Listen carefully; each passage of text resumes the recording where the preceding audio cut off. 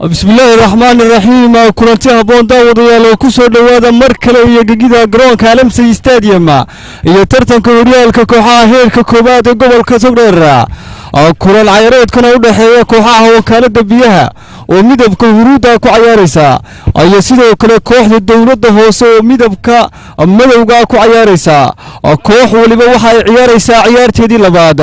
iyadoo sidata toddobaadkii koobaadna soo ciyaartay hal ciyaar hal dhibicna sidata dawladda hoose kooxda booliisiga ee Goodir ay natiijo gool iyo gool ku kala bixeen Alamsey Stadium hal dhibicna way sitaan sidoo kale kooxda wakaalada biyaha ciyaartii furitaanka toddobaadka koobaad ee tartanka horyaalka kooxaha heerka koobaad waxay la ciyaareen kooxda hay'adda duulista iyo madaarada hal dhibic iyagoo sitana ciyaartan waa soo galayaan tababare Maxamed Yuusuf Kaahiye Dhoomir baa leeyahay kooxda dawladda hoose sidoo kale kooxda wakaalada biyaha Mukhtaar Xasan Ibrahim baa leeyahay waa tababaraha kooxda wakaalada biyaha ciyaaryahanada kooxda wakaalada biyaha bartaka garoonka ciyaaryahanka Cabdiraxmaan Suxul oo Suxul ciyaaryahanka deeqa ciyaaryahanka deeqna marka 17aad Maxamed Siine deeqa ciyaaryahanka diilinta baa soo galay kubadana markana offside baa tilmaamaya ciyaaryahanka xaree dawladda hoose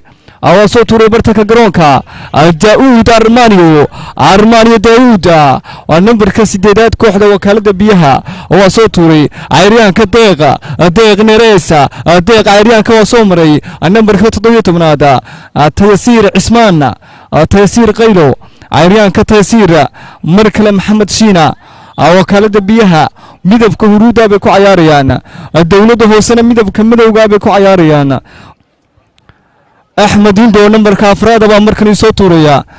كورنها كوباد عيارتا أجلسلاك كوباد كلانكا نمبر كافرتنا دامندي أحمد إندو أواسودي جول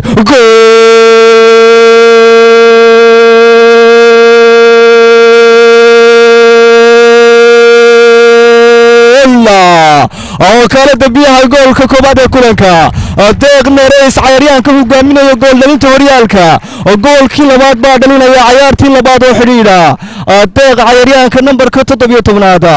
kooxda hay'adda duulista iyo madaaradana ciyaartii koobaad buu shabeega ka taabtay sidoo kale dawladda hoosena qaybaha ugu horeeya kulanka buu shabeega ka taabanaya ciyaaryahanka Amandi Khalid Amandi wakaalada biyaha Jiro Taysiir Qaylo ciyaaryahanka daafaca Axmed Indo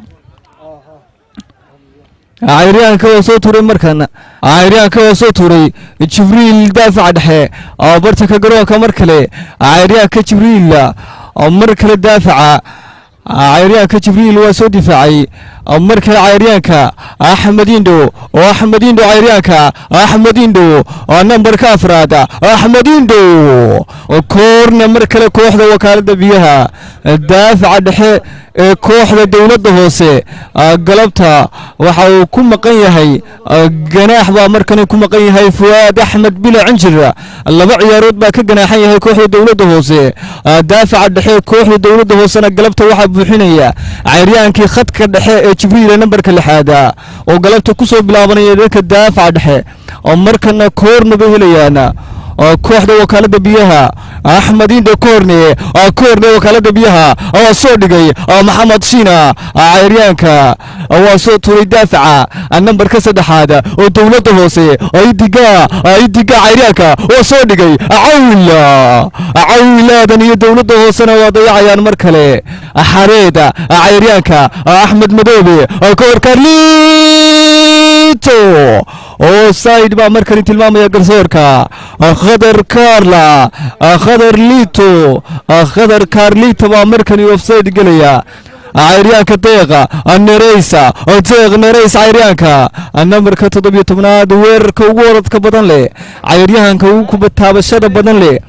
dhanka kooxda wakaalada biyaha sidoo kale ciyaaryahanka hogaanka u dhibay kooxda wakaalada biyaha dawladda hoosena dhanka diilinta bay soo aadayaan Jibriil daafacana dhanka diilinta buu soo aadaya markan soo dhigay Jiro goolwada Sidiiqa ciyaaryahanka Daawud Armaniyo baa soo difaacay markani Daawud Armaniyo bartaka garoonka markale ciyaaryahanka cawlaadana ciyaaryahanka Xamsa ayaxa gool dowladda hoose baa la timid goolka barbaraha cayaaryahanka xamse ayax baa markani goolka barbaraha iyo cayaartaba ku soo celinaya kooxda dowladda hoose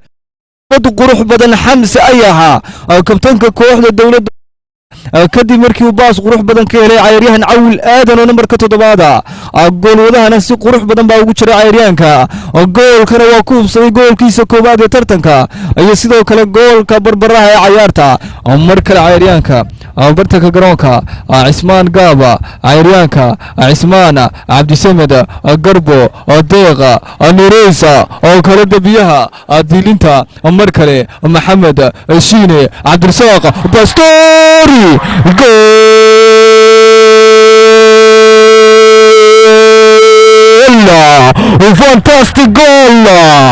fantastic goal cabdirasaaq bastori goolka kooxda wakaalada biyaha goolka labaad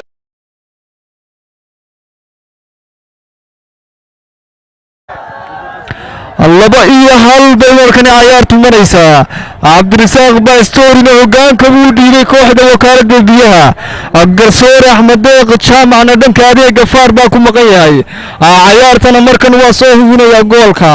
dhanka adeega faar baa ku maqan yahay garsoore axmed deeq jaamac wakaalada biyahana goolkeeda markan waa la soo ansixinayaa cabdirasaaq bastorina goolkiisa waa la soo hubinayaa barbaarta tababare mukhtaar xasanna goolkooda markani waa la soo hubiyey axmed deeq jaamac garsoorka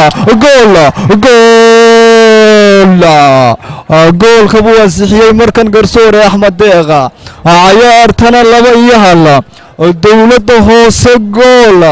wakaalada biyaha 2